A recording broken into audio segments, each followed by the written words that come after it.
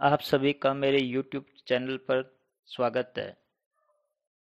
आज हम श्रीमद् वाल्मीकि रामायण के महात्म्य के बारे में सुनेंगे। रामायण जी का महिमा का वर्णन स्कंद पुराण के उत्तरखंड के अंतर्गत आया गया है, जो 5 अध्यायों में वर्णित है, जिनमें हम रोजाना एक एक अध्याय का श्रवण करेंगे। इस प्रथम अध्याय में महात्म्य में कलयुग की स्थिति के बारे में बताया गया है और कलिकाल में मनुष्य के उद्धार का उपाय बताया है।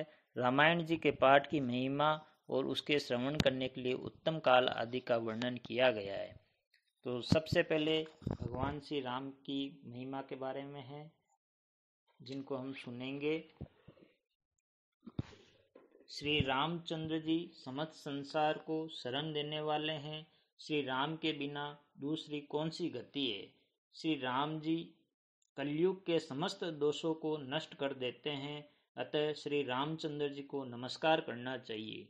श्री राम से काल रूपी भयंकर सर्प भी डरता है। जगत का सब कुछ भगवान श्री राम के वश में है।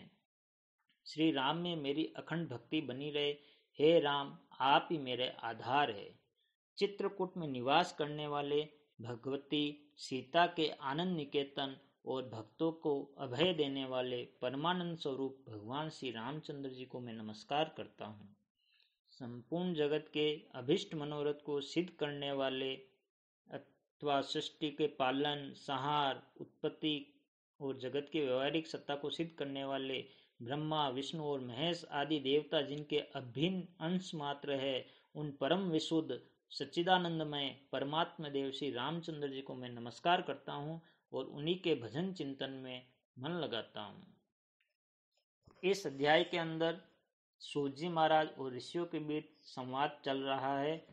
ऋषि लोग जिज्ञासा करते हैं कि कलयुग के अंदर किस प्रकार से मनुष्य का उद्धार होगा और सूत जी महाराज उनका निवारण करते हैं। तो सबसे पहले ऋषियों ने कहा महाराज सूत जी महाराज से कि हे भगवान, आप विद्वान हैं, ज्ञानी हैं। हमने जो कुछ पूछा था वह सब आपने हमें भली भांति बताया है। संसार बंधन में बंधे हुए जीवों के दुख बहुत है। इस संसार बंधन का उच्छेद करने वाला कौन है। आपने कहा है कि कलयुग में वेदोक्त मार्ग नष्ट हो जाएगा। अधर्म परायण पुरुषों को प्राप्त होने वाली यातनाओं का भी आपने वर्णन किया है। घोर कलयुग आने पर जब वेदोक्त मार्ग लुप्त हो जाएंगे, उस समय पाखंड फैल जाएगा। ये बात प्रसिद्ध है। प्रायः सभी लोगों ने ऐसी बातें कही है। कलयुग के सभी लोग काम वेदना से पीड़ित नाट्य शरीर के होंगे, लोभी होंगे तथा धर्म व ईश्वर का आश्रय छोड़ आपस में एक दूसरे पर ही निर्भर रहने वाले होंगे। प्रायः सभी लोग थोड़ी आयु के होंगे और अधिक संतान वाले होंगे। उस युग की स्त्रियां अपने ही शरीर के पोषण में तत्पर और वैश्याओं के समान आचरण में प्रवृत्त होगी। वे अपने पति की आज्ञा का अनादर करके सदा दूसरों के घर जाया आया करेगी। दुराचारी पुरुषों से मिलने की सदैव अभिलाषा करेगी। उत्तम कुल की स्त्रियां भी पर पुरुषों के निकट ओछी बातें करने वाली होगी, कठोर तथा असत्य बोलेगी एवं शरीर को शुद्ध व सुसंस्कृत बनाए रखने के सद्गुणों से वंचित होगी। कलियुग में अधिकांश स्त्रियां वाचाल होगी, व्यर्थ बकवास करने वाली होगी। भिक्षा से जीवन निर्वाह करने वाले सन्यासी भी मित्र आदि के स्नेह संबंध में बंधे रहने वाले होंगे। वे भोजन के लिए चिंतित होने के कारण लोभवश शिष्यों का संग्रह करेंगे। स्त्रियां दोनों हाथों से सिर खुजलाती हुई गृहपति की आज्ञा का जानबूझकर उल्लंघन करेगी। जब ब्राह्मण पाखंडी लोगों के साथ रहकर पाखंडपूर्वक बातें करने लगेंगे, तब जानना चाहिए कि कलयुग खूब बढ़ गया है। ब्राह्मण इस प्रकार घोर कलयुग आने पर सदा पाप परायण रहने के कारण जिनका अंतःकरण अशुद्ध रहेगा, शुद्ध नहीं हो सकेगा, उन लोगों की मुक्ति कैसे होगी। धर्मात्माओं में श्रेष्ठ सर्वज्ञ सूत जी देवादिदेव देवेश्वर जगत गुरु भगवान श्री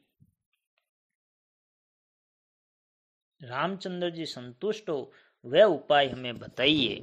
तो मुनिश्रेष्ठ सूत जी, इन बातों पर आप पूर्ण रूप से प्रकाश डालिए आपके वचनामृत पान करने से किसको संतोष नहीं होता है।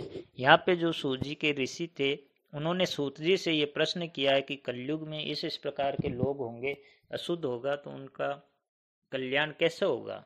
तो आगे सूत जी उवाच, सूत जी महाराज कहते हैं, हे मुनिवरों, आप सब लोग सुनिए, आपको जो सुनना अभिष्ट है वह मैं बताता हूँ।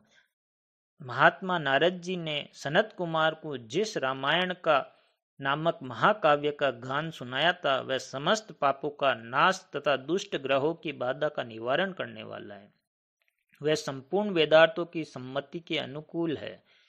उससे समस्त दुःस्वप्नों का नाश हो जाता है। वह धन्यवाद के योग्य तथा भोग और मोक्ष रूप फल प्रदान करने वाला है।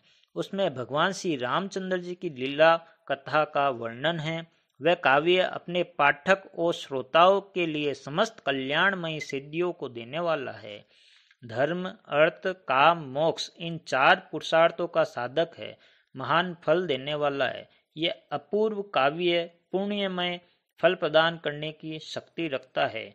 आप लोग एकाग्रचित होकर इसे श्रवण करें। महान पातकों अथवा संपूर्ण उपपातकों से युक्त मनुष्य भी उस ऋषि प्रणीत दिव्य काव्य का श्रवण करने से शुद्धि प्राप्त कर लेता है या सिद्धि प्राप्त कर लेता है। यहाँ पे उस दिव्य ऋषि प्रणीत में महर्षि वाल्मीकि जी की ओर इंगित किया गया है। संपूर्ण जगत के हित साधन में लगे रहने वाले जो मनुष्य सदा रामायण के अनुसार बर्ताव करते हैं, वह संपूर्ण शास्त्रों के मर्म को समझने वाले और कृतार्थ है। विप्रवरो, रामायण धर्म, अर्थ, काम और मोक्ष का साधन तथा परम अमृत रूप है। अतः सदा भक्ति भाव से उसका श्रवण करना चाहिए, उसे सुनना चाहिए। जिस मनुष्य के पूर्व जन्मों उपार्जित सारे पाप नष्ट हो जाते हैं, उसी का रामायण के प्रति अधिक प्रेम होता है, यह निश्चित बात है।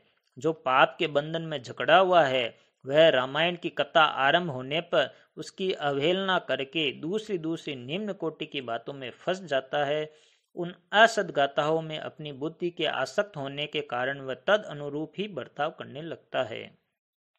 इसलिए हे द्विजेंद्र गण, आप लोग रामायण नामक परम पुण्यदायक उत्तम काव्य का श्रवण करें, जिसके सुनने से जन्म, जरा और मृत्यु के भय का नाश हो जाता है तथा श्रवण करने वाले मनुष्य पाप दोष से रहित हो जाते हैं, अच्युत स्वरूप हो जाते हैं। रामायण काव्य अत्यंत उत्तम, वर्णनीय और मनोवांछित वर देने वाला है। वह उसका पाठ और श्रवण करने वाले समस्त जगत को शीघ्र ही संसार सागर से पार कर देता है। उस आदि काव्य को सुनकर मनुष्य श्री रामचंद्र जी के परम पद को प्राप्त कर लेता है, साकेत धाम की प्राप्ति कर लेता है। जो ब्रह्मा, रुद्र और विष्णु नामक भिन्न भिन्न रूप धारण करके विश्व की सृष्टि, संहार और पालन करते हैं, उन आदि देव परम उत्कृष्ट परमात्मा श्री रामचंद्र जी को अपने हृदय मंदिर में स्थापित करके मनुष्य मोक्ष का भागी हो जाता है। जो नाम तथा जाति आदि विकल्पों से रहित, कार्य कारण से परे, सर्वोत्कृष्ट वेदांत शास्त्र के द्वारा जानने योग्य एवं अपने ही प्रकाश से प्रकाशित होने वाला परमात्मा है, उसका समस्त वेदों और पुराणों के द्वारा साक्षात्कार होता है और इस रामायण के अनुशीलन से भी उसकी प्राप्ति होती है। विप्रवरों, कार्तिक, चैत्र और माघ मास के शुक्ल पक्ष में 9 दिनों में रामायण की अमृतमयी कथा का श्रवण करना चाहिए। जो इस प्रकार रामचंद्र जी के मंगलमय चरित्र का श्रवण करता है, वह इस लोक और परलोक में भी अपनी समस्त उत्तम कामनाओं को प्राप्त कर लेता है। वह समस्त पापों से मुक्त हो अपनी 21 पीढ़ियों के साथ श्री रामचंद्र जी के उस परम धाम में चला जाता है, जहां जाकर मनुष्य को कभी शोक नहीं होता है। चैत्र, माघ और कार्तिक के शुक्ल पक्ष में परम पुण्यमय रामायण कथा का नवाहन पारायण करना चाहिए अथवा 9 दिनों तक इसे प्रयत्न पूर्वक सुनना चाहिए। रामायण आदि काव्य है, यह स्वर्ग और मोक्ष देने वाला है। अतः समस्त धर्मों से रहित घोर कलयुग आने पर 9 दिनों में रामायण की अमृतमयी कथा का श्रवण अवश्य करना चाहिए। हे ब्राह्मणों, जो लोग भयंकर कलिकाल में श्री राम नाम का आश्रय लेते हैं, वे कृतार्थ हो जाते हैं कलयुग उन्हें बाधा नहीं पहुंचा सकता है। जिस घर में प्रतिदिन रामायण की कथा होती है वह तीर्थ स्वरूप हो जाता है। वहां जाने से दुष्टों के पापों का नाश होता है। तपोधनों, इस शरीर में तभी तक पाप रहते हैं जब तक मनुष्य का श्री रामायण कथा का भली भांति श्रवण नहीं करता है। संसार में श्री रामायण की कथा परम दुर्लभ ही है। जब करोड़ों जन्मों के पुण्यों का उदय होता है तभी उसकी प्राप्ति होती है। हे श्रेष्ठ ब्राह्मणों, कार्तिक माघ और शुद्ध चैत्र के शुक्ल पक्ष में रामायण के श्रवण मात्र से राक्षस भावापन सौदास भी शाप मुक्त हो गए थे। सौदास ने महर्षि गौतम के शाप से राक्षस शरीर प्राप्त किया था। वे रामायण के प्रभाव से ही पुनः उस शाप से छुटकारा पा सके थे। जो पुरुष श्री रामचंद्र जी की भक्ति का आश्रय ले प्रेम पूर्वक इस कथा का श्रवण करता है वह बड़े से बड़े पापों तथा पातकों आदि से मुक्त हो जाता है। यह स्कंद पुराण के उत्तरखंड के अंदर नारद जी महाराज सनत कुमारों को रामायण महात्म्य के बारे में बता रहे हैं। ये इसका प्रथम अध्याय है। नमस्कार।